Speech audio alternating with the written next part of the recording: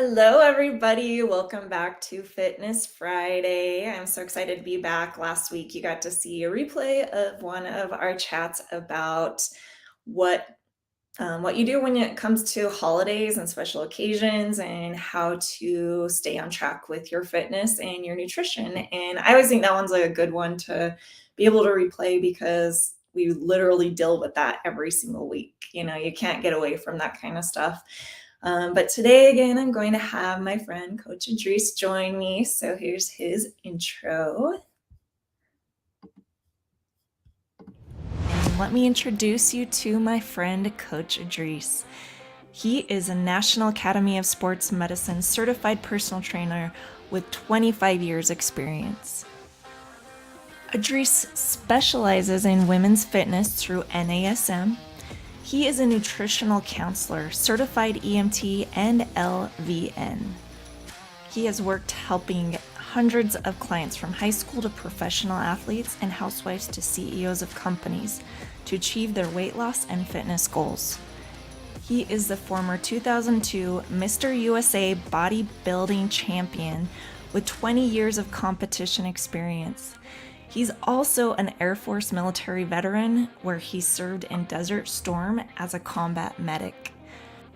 Everybody help me welcome my friend, Coach Idris. Woohoo! Music, boy, you get it. Oh, I like the build-up. I love music. I love the way it plays into people's emotions. I love all of that. It's fun. In Hollywood, you gotta work with the Hollywood music division. Then that's what they do with like love stories. That's why like a lot of these new films you see on Netflix, these little low budget films.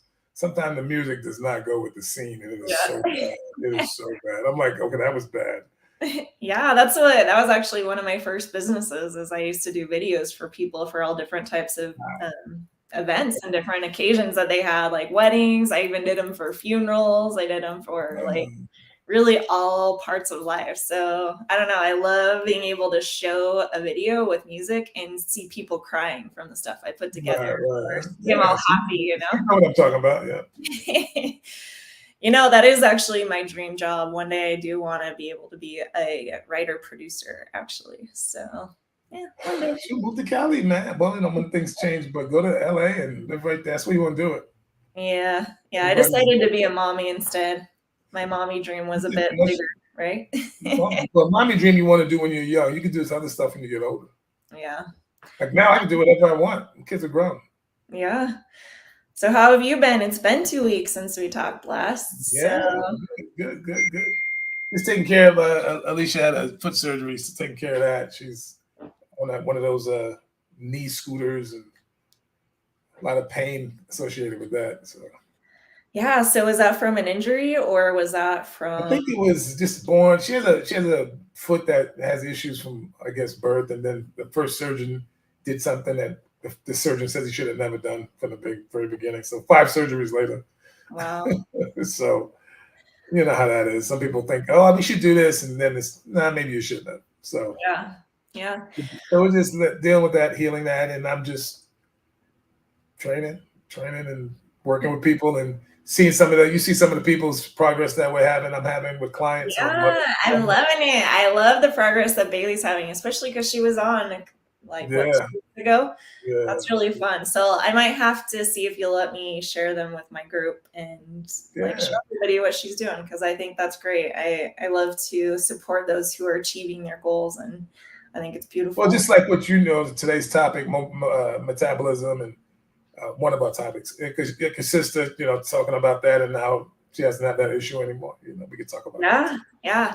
One of the topics too, we were kind of discussing about 2 of them, and I've been kind of dealing with, like, I have a lot going on in my life right now, and I'm kind of dealing with the stress eating and being able to like get enough sleep, get everything done in my life. You and I kind of chatted about how I love to have a crazy life, and sometimes it gets a little too crazy and ends up having a little bit of stress that comes along with that. And I'm definitely one who gets affected by stress eating and what comes with that. And that's kind of something that I've had to deal with over the past 2 weeks. And like, I have a house that we're getting into. I have crazy work stuff that's going on. So it never gets easy, right? And there's always going to be those stressful times. So I think it's important for people to kind of have an idea of like what maybe that you recommend for those who go through different stressful situations, because it's a never ending process, especially if you have that relationship with food.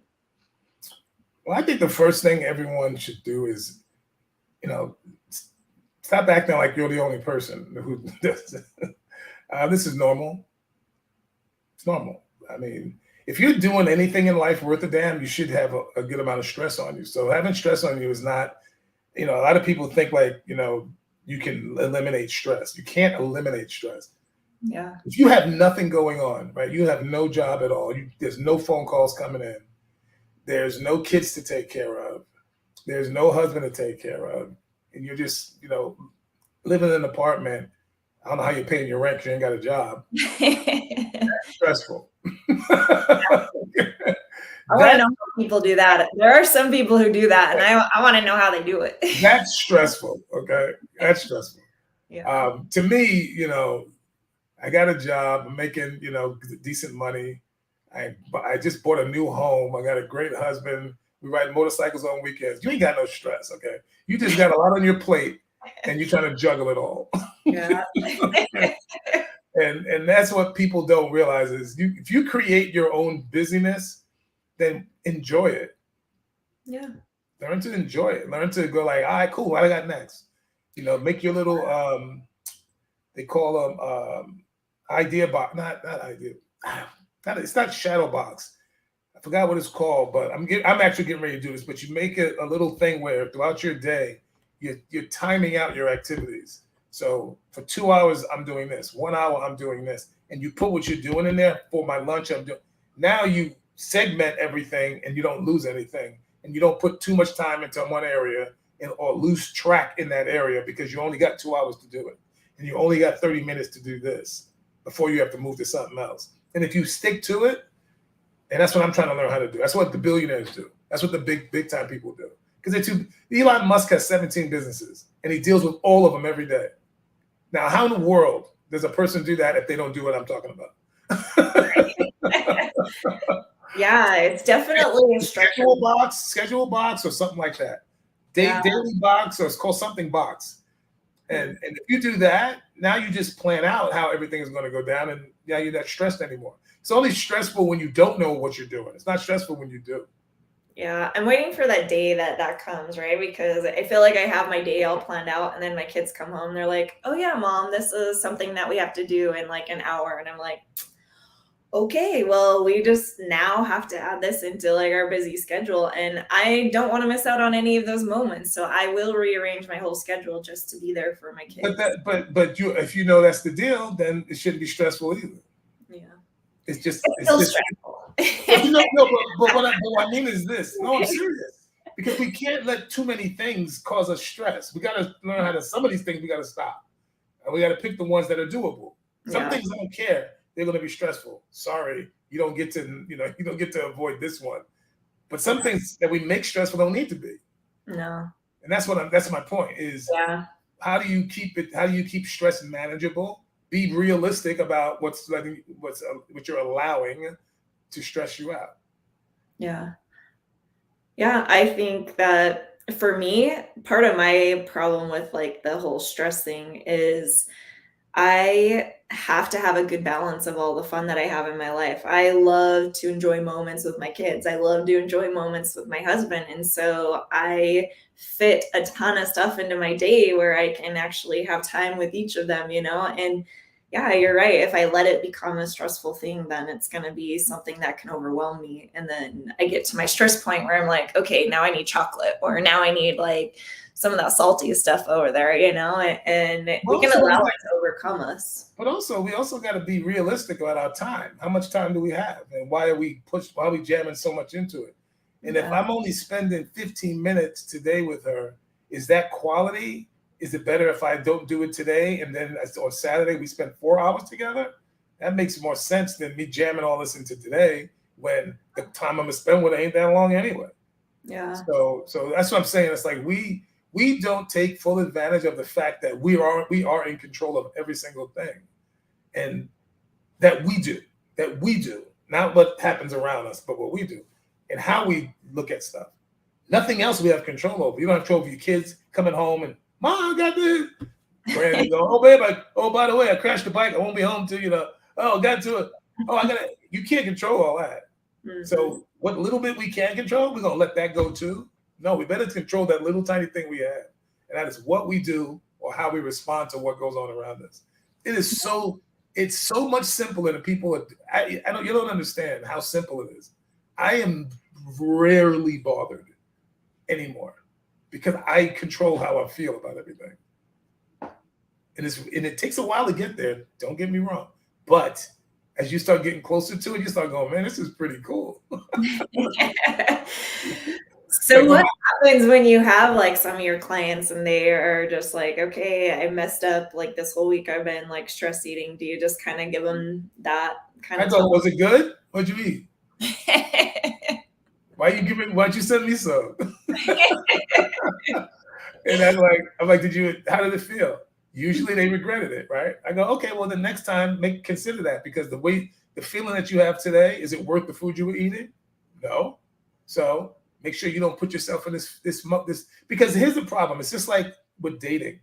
A lot of women are single, who out there, you're single and you're in your 40s and 50s, or whenever you become single after a long relationship, a lot of people just want exhale time, right? And they just want to. And then some women nowadays, for some reason, want to kind of get out and sort their oats and be a little wild.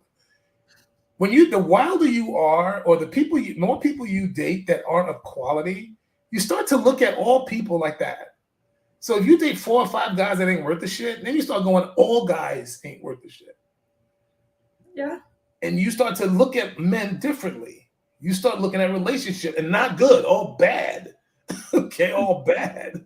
So now when you were like, okay, now I'm ready for a real relationship, you have the worst taste in your mouth about men.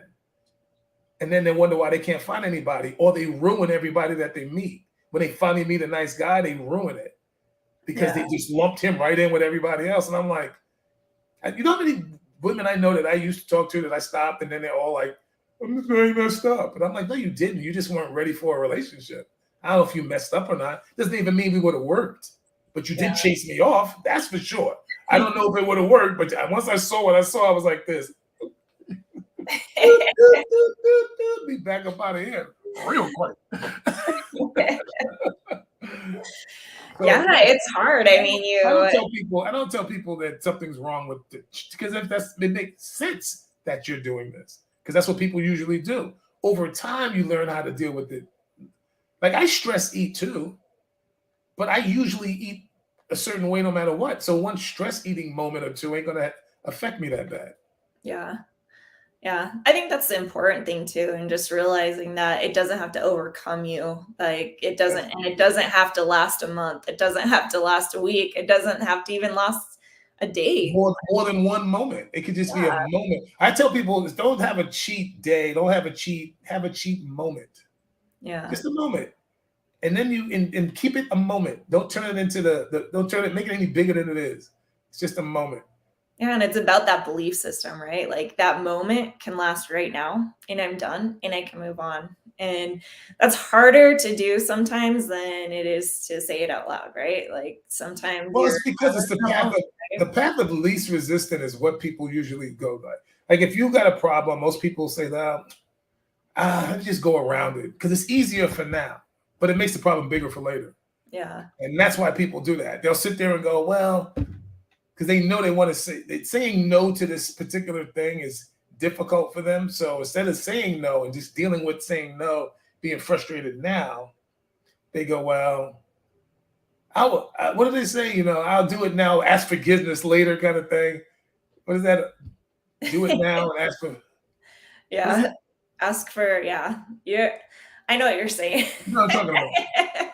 So I'm gonna do this now, and then later on. Yeah. Don't ask for permission. Ask for forgiveness. But when you say no now, later on, even though you're frustrated that you said no now, you feel good about yourself later. Yeah. When you eat it, you feel bad about yourself later.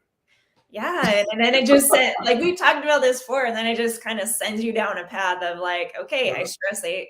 Now I'm going to eat And then more you do it because again, and I'm then mad you at do it myself. again, and then you do it again, and then you start saying, I can't do it because I always go back. And now Yeah. you've convinced yourself that you can't do it. And that's kind of what we're talking about with metabolism with your sister. Remember your Yeah. sister, you asked about a metabolism question over a month ago. You didn't tell me it was your sister. That was the one. And then your sister hits me up and we start working. And she's telling me, and your sister's a nurse, okay? She's not like she's oblivious to the medical, which makes it actually easier to talk to her because I can just talk to her about, Yeah. medical stuff and she gets it. But Mhm. she's like, yeah, doctors told me, 3 doctors told me that because of my yo-yo dieting and that I screwed my metabolism up and I could never fix it. She goes, 3 of them. And I was like, okay, that ain't true. And I sped her metabolism up in 4 days. And now she's on regular metabolism. Her metabolism right now is just normal now. It's only been 5 weeks. Yeah. This is normal. And I It's go, and she's looking at me. She's like, I said, how's your metabolism? She goes, it's great. I'm always hungry. Like she didn't wake up hungry. Now she wakes up hungry every single day. She's yeah. ready to eat she's losing weight, So it's really sad that some of the bad information people get from doctors, some doctors, it's really bad. Yeah, I really feel sorry for people how much they don't realize some of the sources they go to just aren't that knowledgeable. yeah. And it's weird because wasn't one of them, I don't know, you might remember more than I do because you talked to her recently. Wasn't one of them a nutritionist that she went to or something and they were saying that? Or were they all? I don't remember I think one was an endo, which shocked me. But I forget what their specialist might have been, what their specialties might have been. I know that your general practitioner don't know really, unless he does what I do, doesn't know jack about it because they don't really study anything in specific. It's just general. That's why you got to go to the endo and the coronary, and you got to go to the specific doctors. Yeah. But and nutritionists don't know this either because most nutritionists aren't doing nutrition for health and sports. A nutritionist's real job is to take care of people with real dietary needs, diabetes, coronary disease, kidney disease. They know what to pull out and put in so you don't exacerbate the disease. It's not about body fat and getting buffed. It's not about that. Yeah. It's not about that. It's not. Dietitians don't deal with getting you buffed. Like, I want to get buffed. Okay, then I'm gonna tell you, no, they don't do that. That's not what their job. That's not what school is teaching them. Yeah. So I actually had a question because I've had a lot of friends lately that are talking about the intermittent fasting and that kind of dieting. What are your thoughts on that and what it does to your metabolism? Is that a good thing or a bad thing for me? And like the things that I've been learning, I don't think of it as being a good thing, but I kind of wanted to know your opinion on it. I mean, that's an interesting one because it's just another thing to confuse people and teach and not teach people just how to eat normally. Like, I think it's sad that there's 19,000 ways to eat. Doesn't make any sense to me. Why is there so many ways to eat a meal? Yeah. Think about that. Like, why can't we just sit down and eat a sensible meal? I mean, that's what I teach. I don't any tricks to there's no tricks. It's these make you gain weight. This doesn't make you gain weight.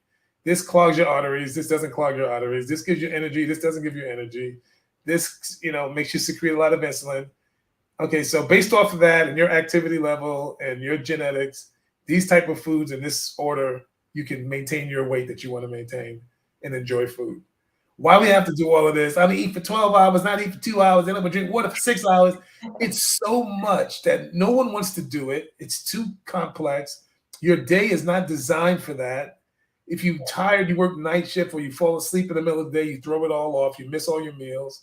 If you go party one day and you wake up the next day and you sleep 13 hours, you wake up and you're like, well, okay, I slept away 8 of my 12 hours. I got 4 left. What are you gonna do? Jam in there like everything in the kitchen in 4 hours? It's just it's so stupid.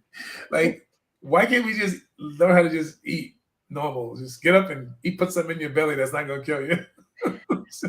I mean, that's all. Unless you're bodybuilding or playing a sport, Food should not be so complicated. Just No. eat and go and stop. How about this? Stop eating when you're not hungry. Stop Yeah. eating. Stop overeating just because it's sitting there. If you want potato, if the potatoes are that good, why don't you just eat some more later when you're hungry? Yeah. You got to sit there and keep eating while you're sitting there. Like, why do you have to have surgery to make you do this? I can understand if you have psychological issues, but most people who have these issues don't have psychological issues. They create psychological issues down the line. But it's not an initial thing where like a lot of people, oh, I heard that if you don't have an enzyme, you can't tell that you're full. Even if I can't tell that I'm full, I still know that I ate a pound of potatoes. You're like, there was a pound of potatoes here, and now There was a full watermelon here when I started. There is no longer one watermelon here. Right? I ate too much. Some of the things that I do, like when I go to a restaurant, is I'll either like share a meal with my husband. Like usually these were things that I did even before like starting any of the things that I've been doing. Or, like if you're by yourself, like cut your meal in half, put it in a box, save it for tomorrow, just eat half of it. And then if you do end up having a meal and you have a bunch of fries or potatoes or whatever sitting in front of you, ask the waitress to take it away. Ask your server to take it out of your face, because I'm definitely one. If there's food in front of me, I'm going to be picking at it and I'll keep eating and my daughter was doing that. But here's the thing that all of us are trying to teach, honestly. All of us are trying to get people to understand is stop limiting yourself. Everybody limits themselves. The minute you say to me, if I have it sitting in front of me, I'm going to do it. You don't have to. True. Suppose there's no waitress. Who takes the food? You got to hire somebody to come by? Like I told people, yeah, I charge a certain amount for training, but I charge a whole lot more if I got to run around snatching food out of your face all day long. Wait, you'll do that? That's part of your deal. Oh, like I said, it costs so much more because I got to take a jet from state to state to do this. Right. No, it's just that mentality of being able. Oh my God, it's lunchtime for Tony in North Carolina. You're like, he's going to a restaurant. I better be there. And like, Sheree, you can't eat for an hour. My plane's delayed.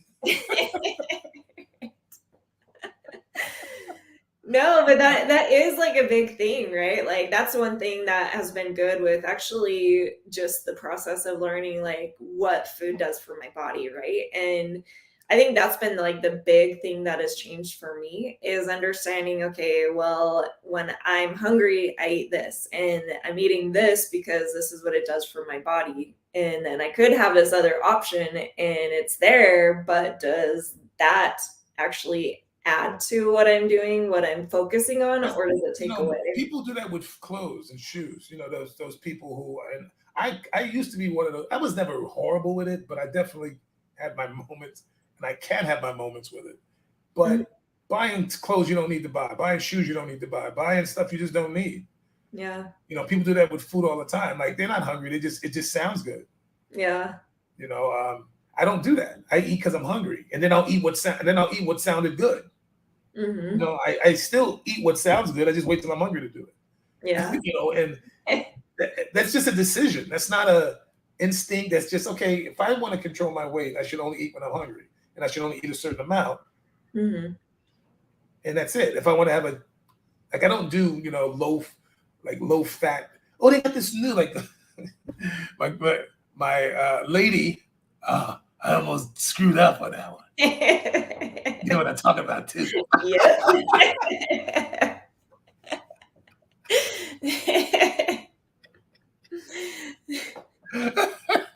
Look at you,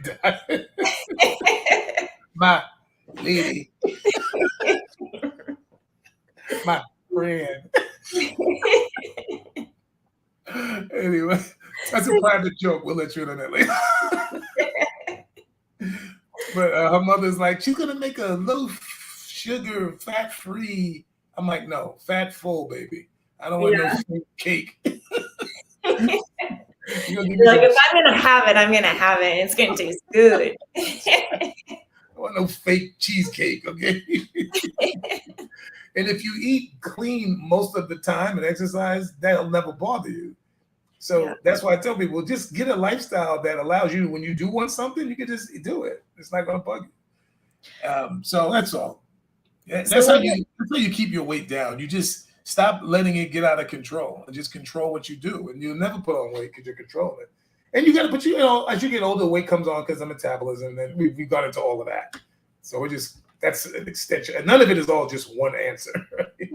Multiple. It's a bunch of things.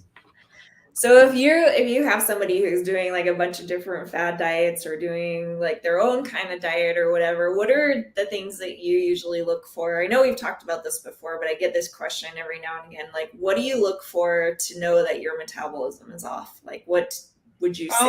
You don't get hungry very often. Like when you eat, the meal lasts way too long. Like most people don't know how long a meal should last. So a meal shouldn't last in your body more than an hour and a half before you're hungry again. So that's what I try to do with you guys. I try to figure out, and that's how you eat every 2.5 hours, is because the food only lasts that long. So when foods go in you, our parents did that to us. My mother, we got to give you food that's going to stick to your ribs. I never thought about, stomach and ribs or my lungs.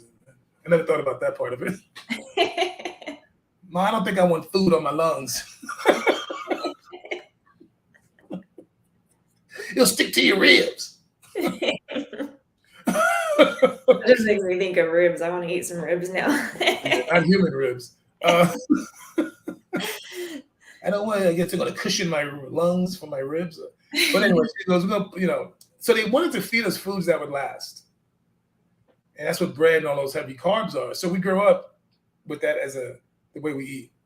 And you have to stop it. So I had to stop eating that way. I was like, okay, I know why they did it, but it's also not a good thing. Yeah. and that's what people got to do. They got to stop acting like those were great ideas. And if you don't like the way you look, it was a bad idea. Yeah. Like, everybody talks about fat and skin. I don't care about all that. Do you like the way you look or not? So if you don't like the way you look, and you're not lying to yourself, I'm okay looking like this, but you're lying. Don't do that. Just be honest. No, I don't like this. Okay, well, what you eat is why you look like that.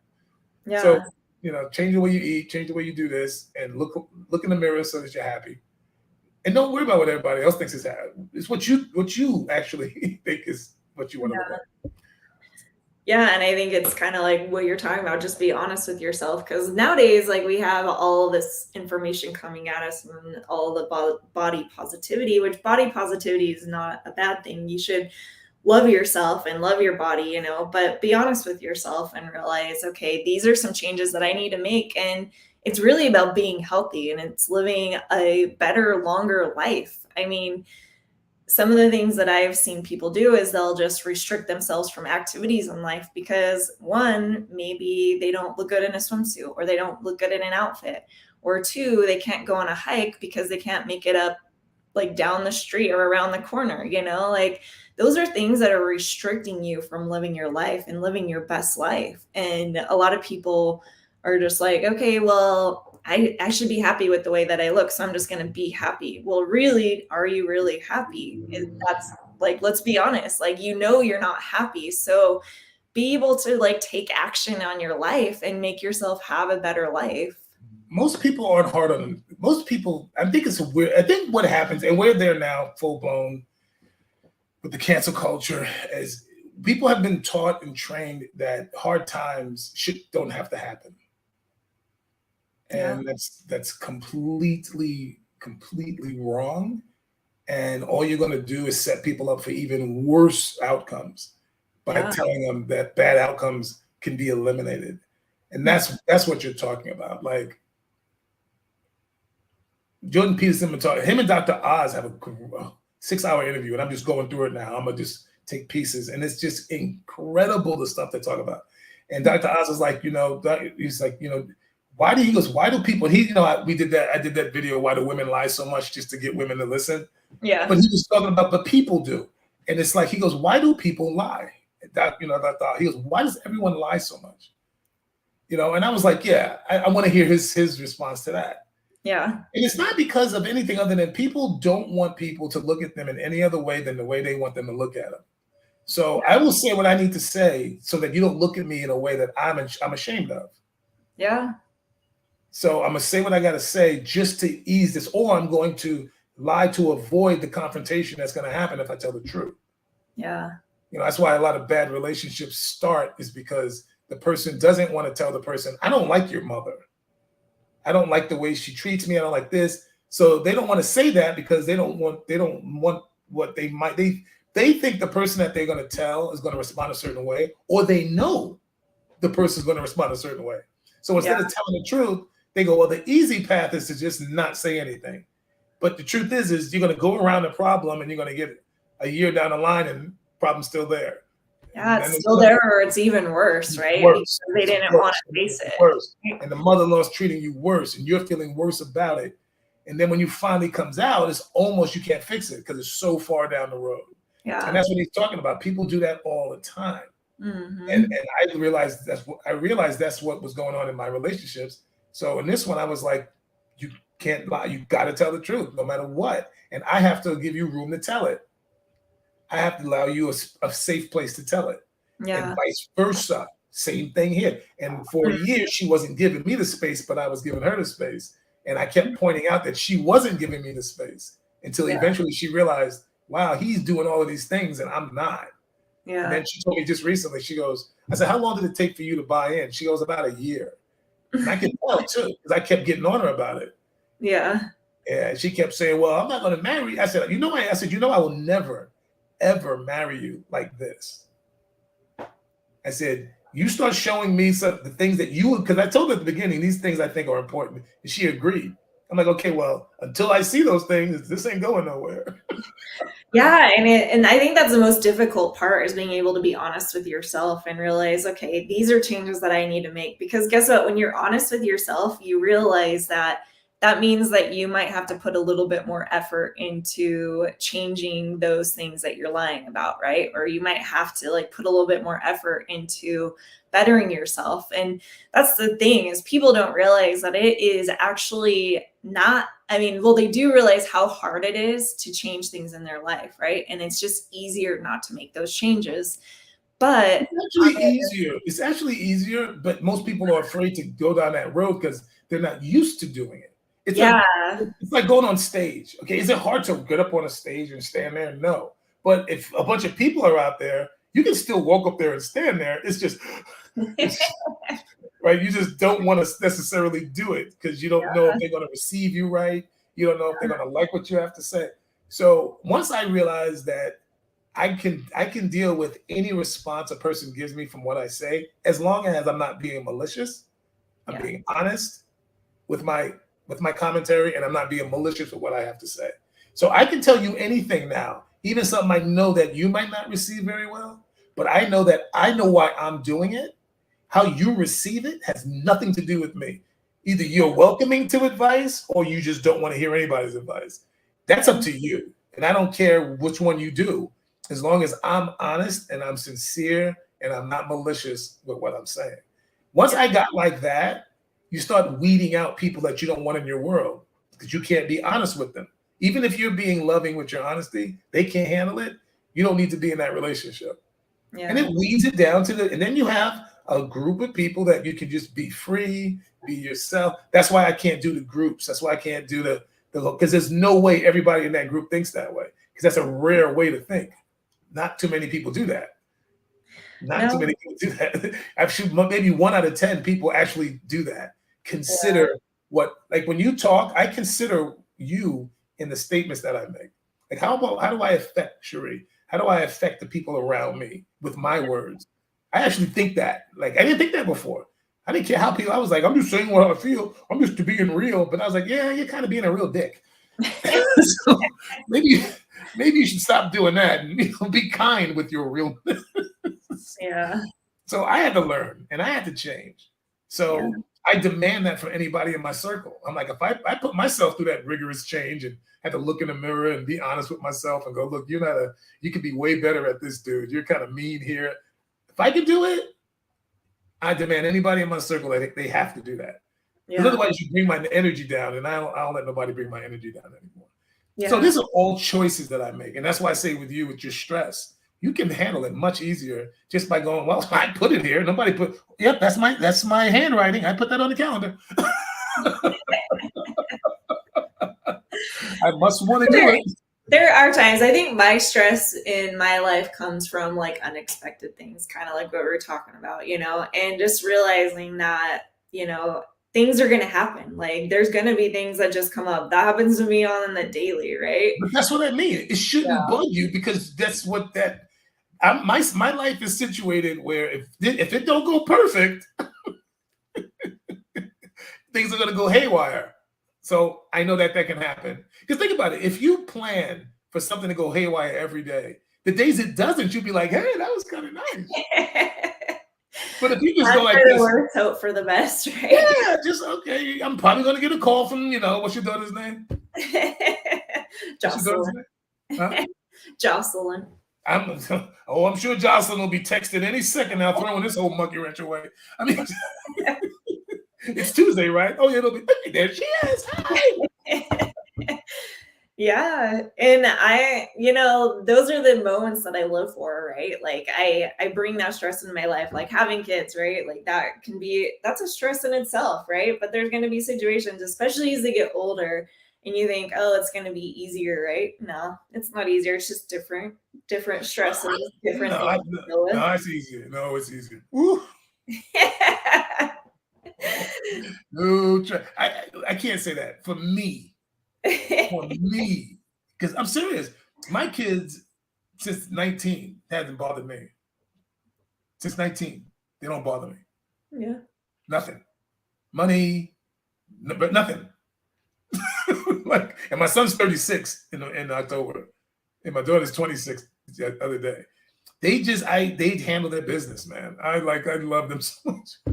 Yeah, and that's what being a parent is about, is helping them to get to that point. Get to this point. That's why when I talk about my kids, people are like, man, I go, because I can't believe that it worked out that way. Because that's what the plan was. The plan is get them self-sufficient, and they're good citizens, and they're contributing to their community, and they're good people. Like that's the goal. And with both my children, I have that. And I'm like, oh my God, that it happened, worked. But you know what? Some parents don't have that as their goal. Some parents are just like, oh, you have to do this, this, and this, but that's like not part of their end game for their kids. Like What do you mean? Well, so I have like a few friends who actually try to keep their kids like at home. They don't want them to leave. Well, that's not what I'm talking about. No, I don't really want to. It's kind of funny, but it's hard for me to critique another parent's choice on how they want to do it, because it could work out. Because you could have looked at the way I did it and critiqued mine too. Matter of fact, I look back and critique mine. My son and daughter are 10 years apart. I did different things with her than with him because of what I did with him. And then I critiqued it. And some things I didn't like. I was like, you did too much here. You got here. Don't do that. That was too much. You were on him here. I just realized, what? And then I'm dealing with a girl. And she's not, different than a boy. Raising a boy to be a man, a girl to be a woman. That's not my role. That's a mom's role. My role is to be a supporter and a security and safety, and the man's role in her life. So I had to learn to do it differently. So you can learn to do something differently. But the point is it can still not work out. Yeah. You can do everything. Your own choices, right? So at some point, it's on them. So that's why I go, you know what? I'm really blessed because I did the best I could, but they also they were the real reason it happened, because they also could have just ignored everything I said. Yeah, for sure. 100%. 100%. That's why I don't take all the credit for my clients either. I take credit for teaching and educating and supporting and motivating, but I don't take credit for the action, because they have to actually do it. Yeah. And the ones that don't do it, I don't take responsibility for them either. Yeah. So if you lose 40 pounds, my part. I had a part of that, not all me, a part of it. But I only take what I'm really, really responsible for. And the effort and the work, I'm not. That's you. Yeah. Yeah. And also, people need to move forward knowing that they got that kind of umph in them. Don't give me all your work, because you're gonna need it down the line to feel like, wow, if I did this, I can do that. And that's really the truth. The truth is, I gave you the information, but you applied it. So that's how I do. That's how I did it with my kids too. I wanted them ready for the world by 18. If I got hit by a truck at the age of 18, I would feel okay that they were going to be okay. And a lot of people cannot say they feel that way about their kids at 18. Some people can't say it at 30. Dr. Oz and him, they talked about that too. He goes, there's a point where some people, it takes a while to wean people off the responsibility of their parents. And Dr. Oz, and he goes, and Dr. Oz goes, sometimes 30, 40 years. And they both started laughing. They go, yep. Think about that 40-year-olds that can't get away from their parents. Yeah. That's like real. It's common. It's not even, it's crazy. But it's crazy. I think it's like a mindset thing, because even like in fitness, right? Like you could learn all the stuff that you teach your clients, right? I could learn all the stuff that we're talking about, but unless like I apply it to my life and I decide to use it and keep it going for the rest of my life, that's a choice I have to make and a mindset I have to have.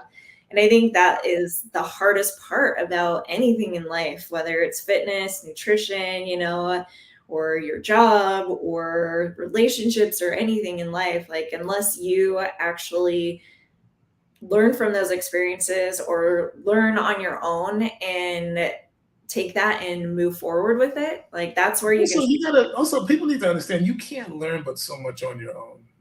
Yeah. The craziest thing I ever heard when like celebrities go, I want to do it on my own. No one does anything on their own, because otherwise that's like me saying, I don't need help being an actor. I'll do it on my own. Somebody got to hire me to act. Hey, my kids, ever since I was such a mom that I like gave them all the acclimates all throughout their lives, right? And then when they got older, I'm like, okay, do you want to be better at this? Like, let's put you in this class to be better at this. And they're like, no, I'm already good at that, right? And I'm like, really, you're good at that? But that's like, even as adults, like sometimes we become stubborn and we're like, it's just like what we were talking about earlier, right? And it's like, okay, well, I had these doctors tell me that my metabolism is messed up, and it's easier to believe that than it is to say, I'm not going to take that as an answer and I'm going to find a way, right? Well, when you get it, the problem is when you get told something, and your sister's a nurse, okay, so it's not like a regular person who doesn't really understand metabolism. But even her, she even got discouraged, okay, after 3 doctors told her that. But it's not that they never just, I don't know why, but I don't know why they didn't know that building muscle will speed up metabolism. I don't know why they didn't know that. I mean, that's why most people who are fit can stay fit for so long into their years in age. It's because they have more muscle than they do fat. Their body fats are pretty low because muscle needs calories. So even though your sister's metabolism is slowing down naturally, and so is mine, and so is yours, and so is everybody, once you get over 35, 40, you can maintain it by having a body that requires calories and that uses calories. So that's how I maintain. My metabolism isn't like what it was, but I can still get my weight up and I can still get my weight down. It's a little harder, definitely harder. But because I've been doing it for 40 years, my body's it's used to doing it. I'm used to putting it on. Like right now, I'm 252 last week, but I like my clothes. See, I like the way my clothes fit at 255.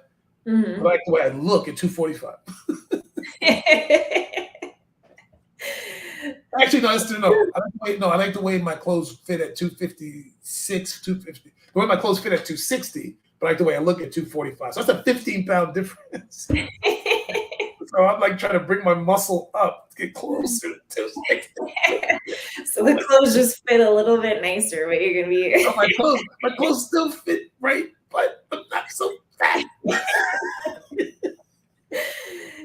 No, that's true. That's like one of the things that I tell people all the time is, especially when people tell me they're like, I'm doing this diet, I'm doing this or that, I'm eating this or that. And it's like, the one thing that I always talk to them about is the importance of building muscle, because that's one thing that I've learned with you and with everything that I've been reading is how important that muscle is for your metabolism. And that's one thing that never really connected with me with any of the things that I've done in my past, right? Because nobody talks about that part. No, because you're never going to see the only reason, and if you, I don't know this to be a fact, but you tell me if I'm wrong.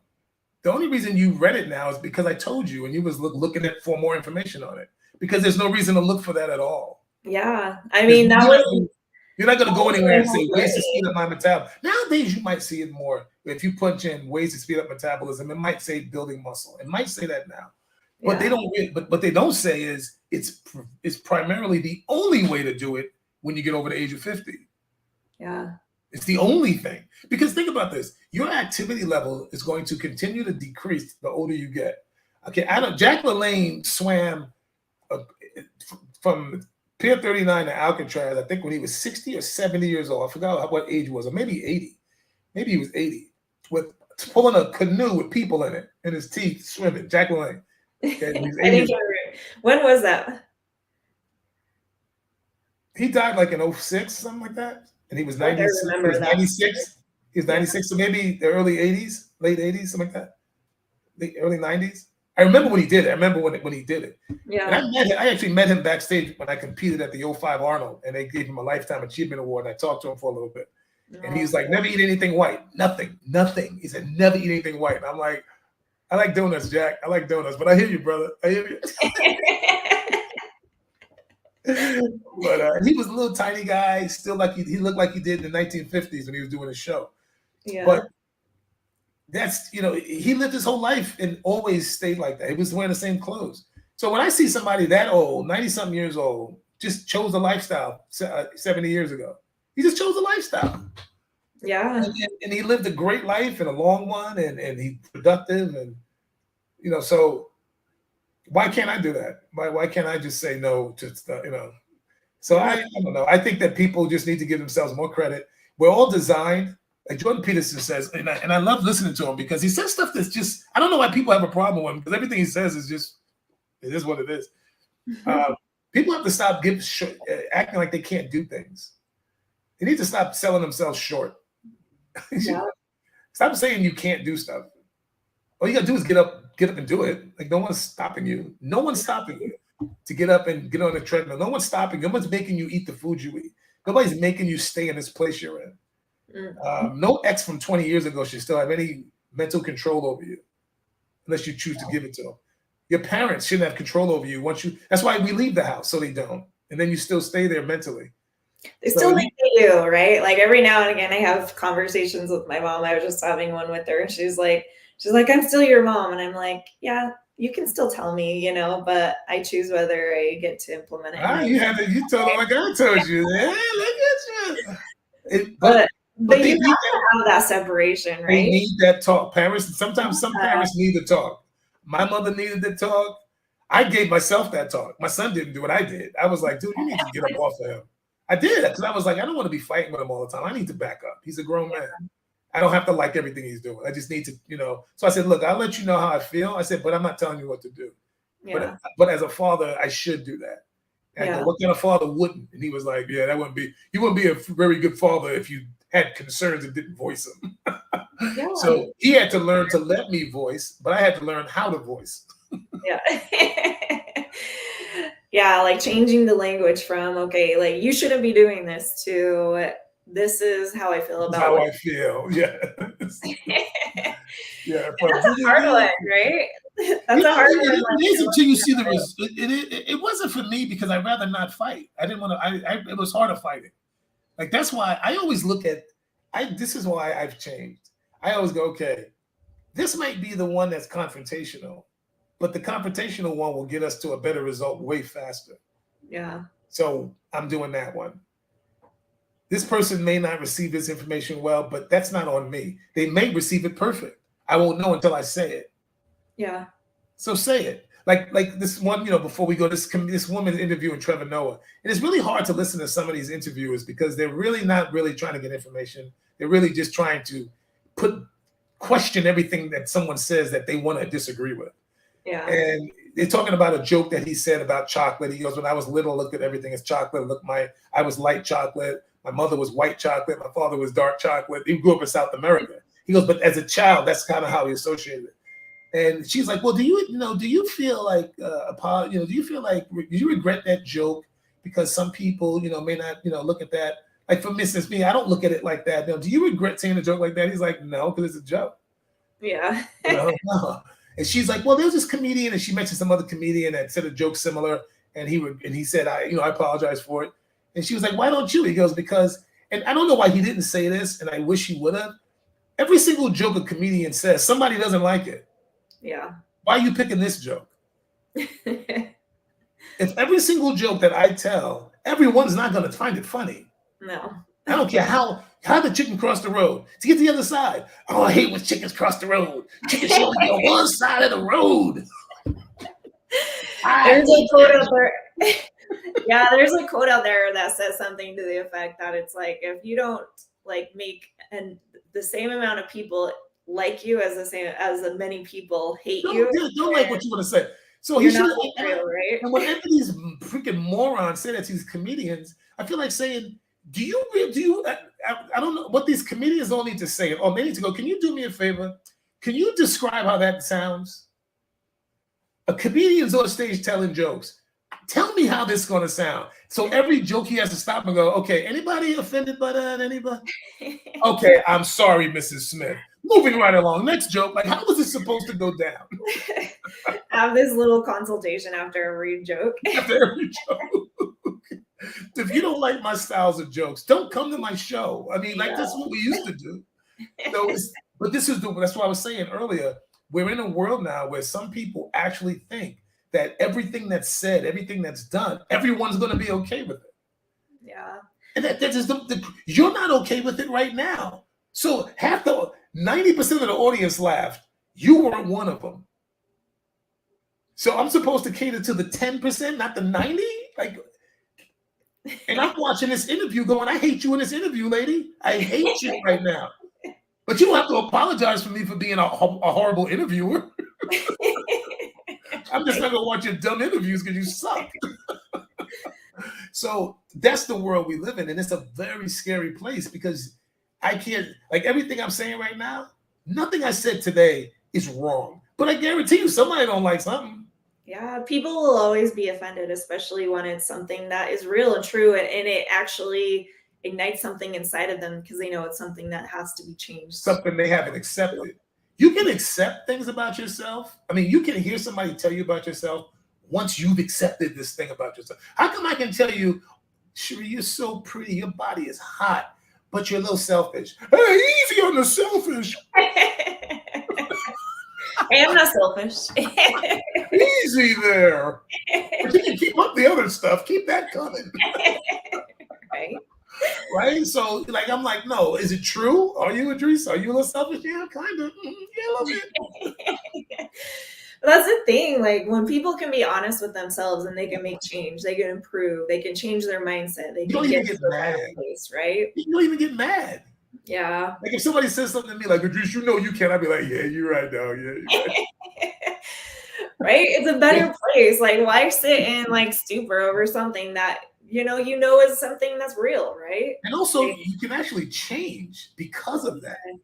Yeah. Like when you can admit something like that, and somebody points it out, like no, that'll happen with me and her. Like, for example, Alicia was after about 6-8 months, I was like, "You're lazy." I was like, "You're just lazy."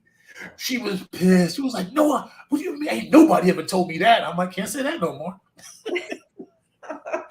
Wow. So, like, I don't know, 8 months later, 7 months, something like that. We're doing something. She goes, Idris, you know what? I go, well, she goes, I am lazy.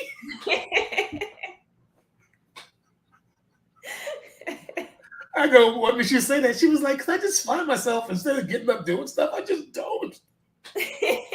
I go, I told you were lazy. And I go, you think I'm being mean when I say these things? It's just observations. I'm like, yep. After 7 months of watching it, I'm pretty convinced. Yeah, they act like it's the first event and you come up with this. I'm like, no, this is after months and months of investigative work. I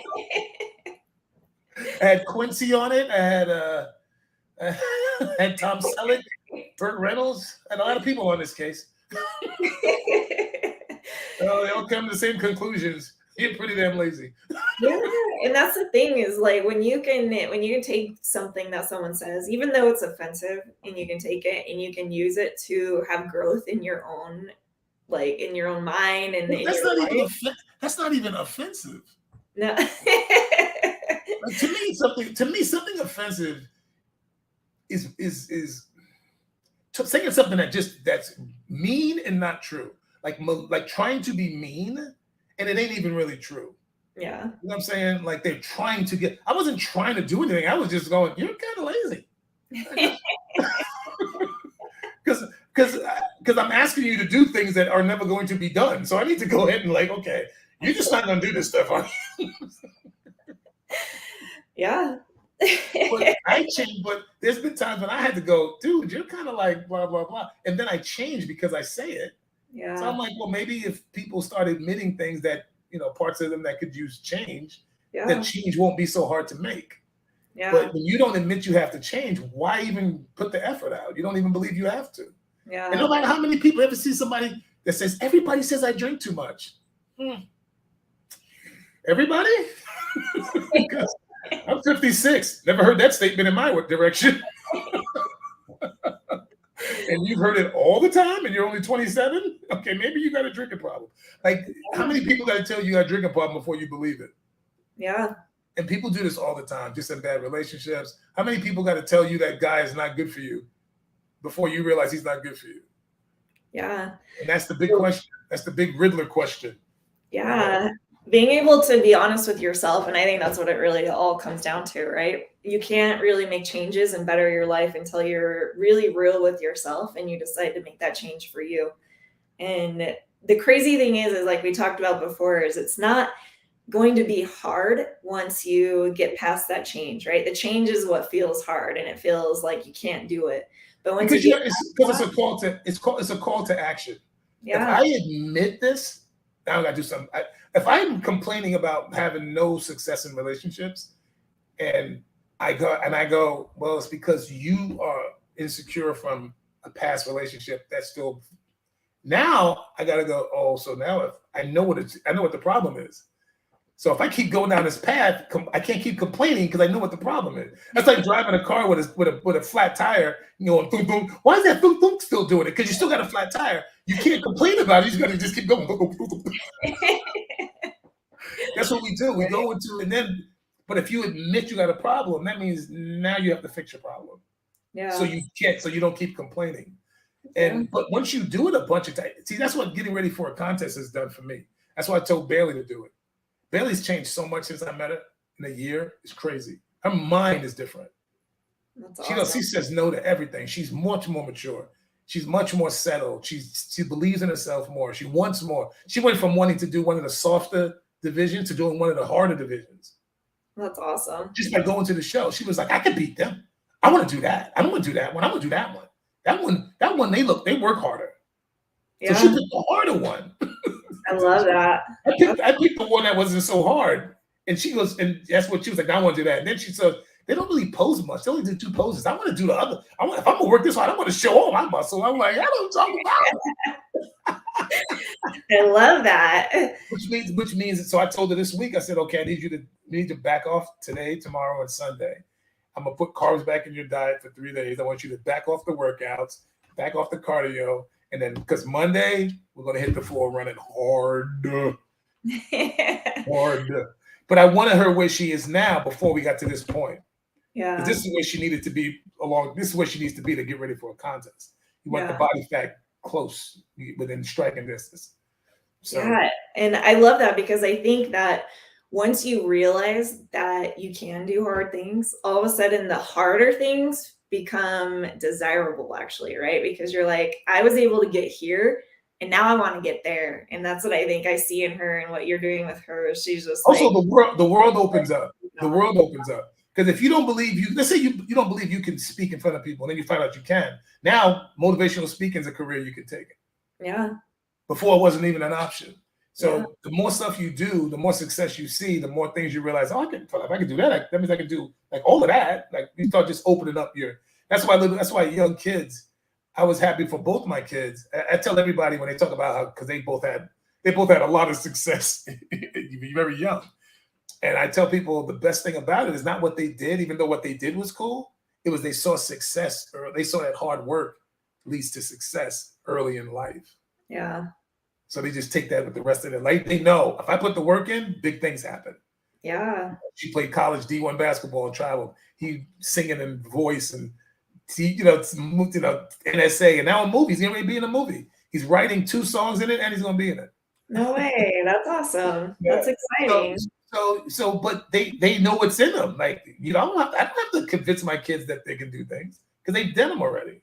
Yeah. They did the work already, and now they know. So that's the same for adults. That's what I'm doing with all you guys. Challenge you in places you don't think you can do, and then when you do it, you're like, shoot, man, okay. I'm doing that with your sister. I'm doing that with Ben. I'm doing that with. That's what I do with everybody. Yeah. Yeah. No, I love that. I think that's like the one thing that people don't realize is they get too afraid of the hard work, but the hard work is what keeps you challenged. It keeps you moving forward. It keeps you like wanting better things for yourself and working for those better things. It also makes people hesitate. Like your sister, the other day, she's like talking about the scale and like things are changing, but sometimes the scale moves slower, sometimes, right?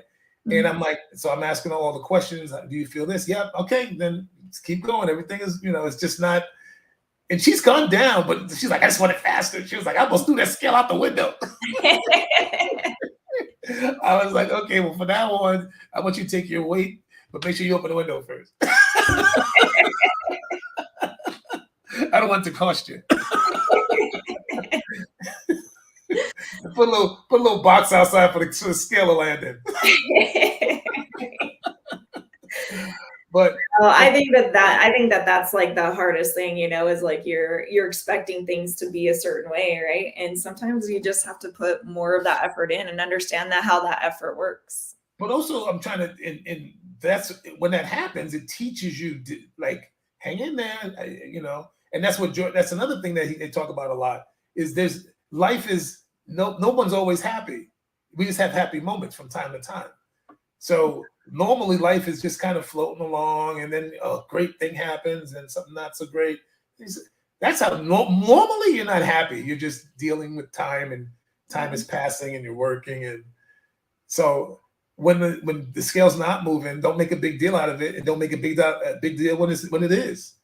Yeah. Just keep doing what you're doing. Don't get too high. Don't get too low. Just keep going. So that way, when it's not moving, you're not panicking. I go, that's my job to panic anyway. Like I said, I'll do the panicking for you. Let me do that because I actually going to have an idea where to go. You aren't. Yeah. So why are you worried about it? You don't know what to do anyway. Right? If you knew what to do, you wouldn't have hired me. So let me do my job, and I'll figure it out. Yeah. So, but I'll teach you what I'm doing so that you can do it. Because the other day she had put on some weight, and I was like, do you know what it was? She goes, yeah. I did the eggs, and the eggs were salty, and this. I was like, there you go. That's it. Now you know how to fix it. And I go, how you fix it is this. You do this, you do that, and that'll get it back off. Yeah. So I like that. I like when people are venturing out to try things, because if it works, great. But I just want to know that you're doing it. So if it's not working, I know you did something different. Yeah. No, well, today's been fun. We kind of discussed a lot of stuff. We were a little bit all over the place, but it was. I like that though. I actually enjoyed that because I told you on the thing those subjects aren't very long. Yeah. But they're not really long subjects. That's why I told you that. We can talk about everything because talking about metabolism is pretty quick. Yeah. That's not a long, in-depth. And I mean, we can talk about other stuff that people get bored about, but I don't want to do that.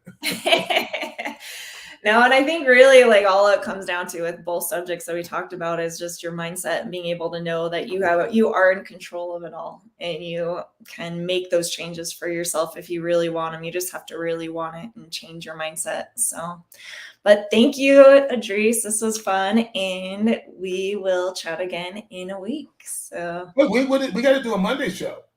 Yeah, we got a Monday show in over a month. Yeah, we'll have to see how that goes. I have kind of crazy. So you got a crazy schedule going. Yeah, so we'll have to make that work soon. And with getting we can pre-record or something. But yeah, there's just some good stuff that I've been listening to that is like really change people's lives, man. Like people really need like Dr. Oz was like, people need to hear stuff like this. And it's like, yeah, they do. They need to at least hear it. So that they can start going, wow, there is an option for where I'm at in life. I had breakfast with Dr. Oz one time. Did I tell you that? How'd that go? It was actually really intriguing. I'll have to share it with you when we have that conversation, because I actually was a lot more impressed in person with him than I was with his shows. So I'll have to have a chat with you about that. Yeah, you can't get it. It's hard to get from TV. But Alright, cool. anyways, well, you have a wonderful weekend, Idris, and I will. See you later. Okay, All right. see ya. Bye. Okay, you guys, thank you for joining us today. We kind of had a lot of conversations about things, but you guys really, what I want from this for you guys is just for you guys to realize that once you take this step to make your life healthier and better yourself, it's going to be better for not only for you, but it's going to be better for your family. It's going to be better for anything that you do in your life, and you won't miss out on the moments that you really want with the people that you love. So take that step today, live a healthier life, be a healthier you, and you guys have an amazing weekend. See ya.